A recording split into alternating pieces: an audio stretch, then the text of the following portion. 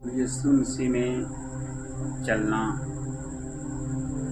बहुत आसान भी है और बहुत कठिन भी है।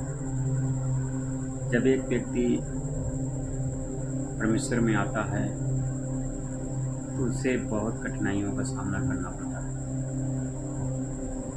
आप किसी और जगह जाइए या किसी को मानिए, कोई प्रॉब्लम नहीं इस दुनिया को, पर जब आप यीशु मसीह को अपना मुक्तिदाता, उद्धारकर्ता कबूल करते हैं, यानी उससे अपना परमेश्वर मानते हैं, तब समाज को, इस दुनिया को प्रॉब्लम होती है। इसका पूरा कारण आप जब पवित्र बाइबल को पढ़ते हैं उसमें लिखा है। यीशु मसीह ने अपने समय में अपने चेलों से कहा, दुनिया में तुम्हें बहुत क्लेश होगा और मेरे नाम के कारण तुम्हें लोग अन्य अन्य बातें बोलेंगे और बहुत सारी बातें तुम्हें सहनी पड़ेगी और तुम्हारे मेरे नाम के कारण तुम्हें निंदा सहनी पड़ेगी। इसी तरह की मैं आपको एक स्टोरी बताता हूँ। एक राजकुमारी ने प्रभु यीशु मसीह के बारे में किसी प्रभु के दास से सुना और उसे परमेश्वर के वचन जो बहुत अच्छे लगे और उसने यीशु मसीह को कबूल कर लिया और अपने उद्धारकर्ता के रूप में उसे मानने लगी। समय धीरे धीरे आगे बढ़ता गया और उसे एक सीखने की जिज्ञासा जागी कि मुझे और भी कुछ परमेश्वर के बारे में जानना जरूरी है। और पास में एक परमेश्वर के दास थे और उसने जाकर वहाँ पर वचन को सीखने की कोशिश की और सीखती रही। समय आगे बढ़ गया, पर अभी अपने सहेलियों के साथ जाकर सीखती थी गुप्त रीति से। जब ये बात उस राजा को पता लगी तब उसने उसके ऊपर निगरानी लगा दी और उसे मना भी किया गया कि ये विदेशी धर्म है और इसे नहीं मानना चाहिए। पर उस राजकुमारी को ये बात पता चल चुकी थी कि ये विदेशी धर्म नहीं, पर पूरी दुनिया का उद्धारकर्ता, सृष्टिकर्ता, सृष्टि का मालिक परमेश्वर है। और उसने अपने पिता के सामने यानी राजा के सामने इकरार किया कि मैं यीशु मसीह को नहीं छोड़ सकती, मैंने उसे अपना उद्धारकर्ता मान लिया है। और राजा बहुत क्रोधित होता है और उसे दंड की आज्ञा देता है, यानी उससे सजा सुनाता है। और उसके राज के जो सेनापति थे उन्होंने उसे सजा दी, बहुत ताड़ना दी, पर उसने कुछ भी नहीं, उस पर कुछ भी असर नहीं हुआ और उसने यीशु मसीह को नहीं छोड़ा।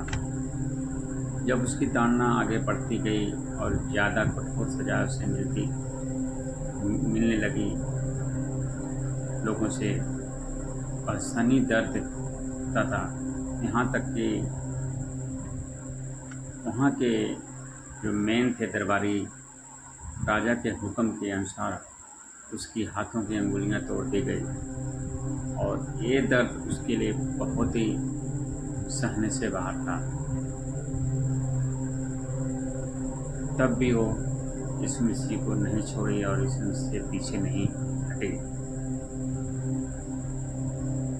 दिन बीतते गए और अलग अलग उससे ताड़ना मिलती गई। और एक दिन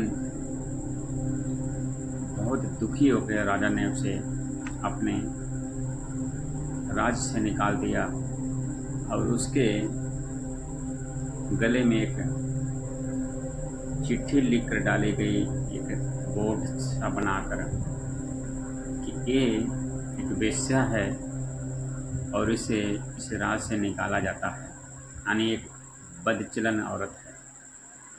और आस-पास के गाँव से ले जाया गया और ये बताया गया लोगों के कि एक बदचलन औरत है, इसे अपने राज से राजा ने निकाल दिया है।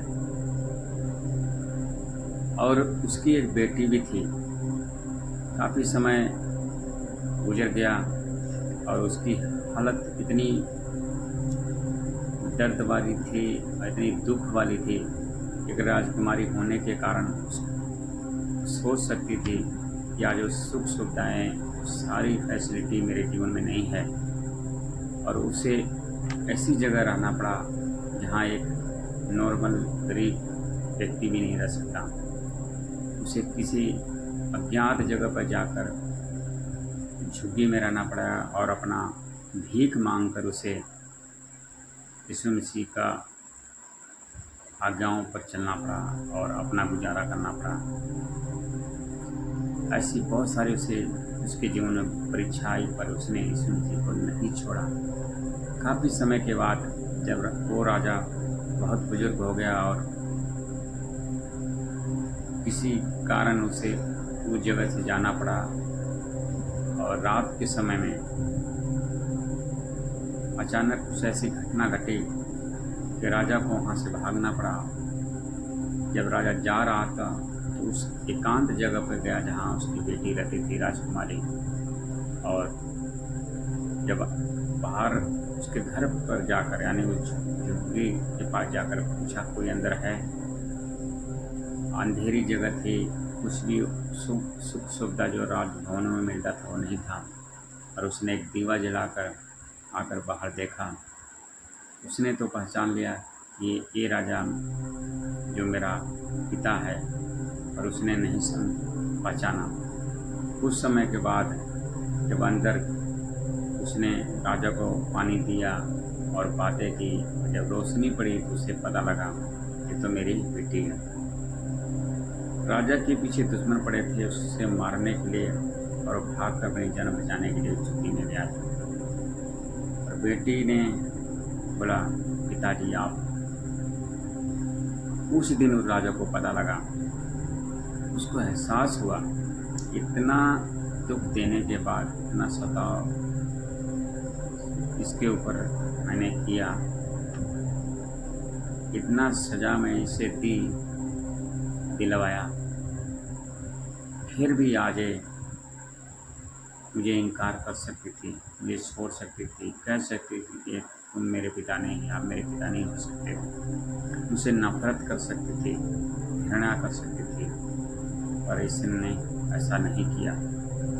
फिर उस राजा ने पूछा, मैंने तेरे साथ बहुत अत्याचार किया और तूने फिर भी मेरे साथ भलाई की, ऐसा कैसे हो सकता है?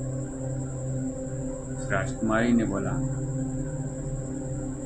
ये गुण, ये योग्यता मेरी खुद की नहीं, ये योग्यता, ये प्रेम, ये मेरे परमेश्वर यीशु मसीह की है।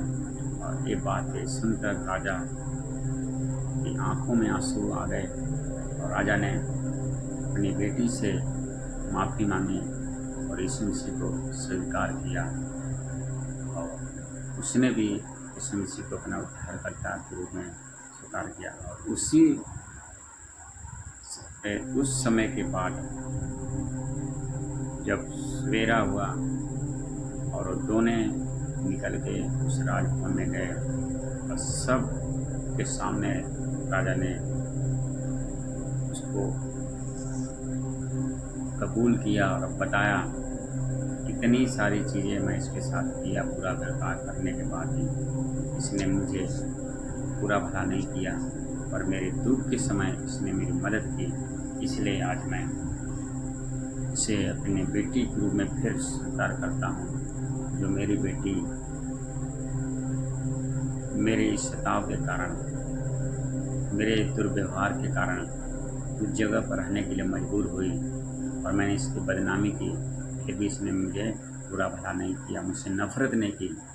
आज मैं समझ चुका हूँ कि यीशु मसीह परमेश्वर है, इतनी बुराई करने के बाद अगर कोई माफ़ कर सकता है तो केवल परमेश्वर माफ़ कर सकता है, और परमेश्वर का प्रेम जो इसके अंदर है वो माफ़ कर सकता है। इस कहानी से सीखने को मिलता है, अगर आपके अंदर सच में यीशु मसीह का प्रेम है, उसकी शांति है, उसका वचन है, आप अपने दुश्मन को माफ़ कर सकते हैं और आपके अंदर वो प्रेम, शांति नज़र आती है आपके कर्मों से, आपकी बातों से, आपके व्यवहार से।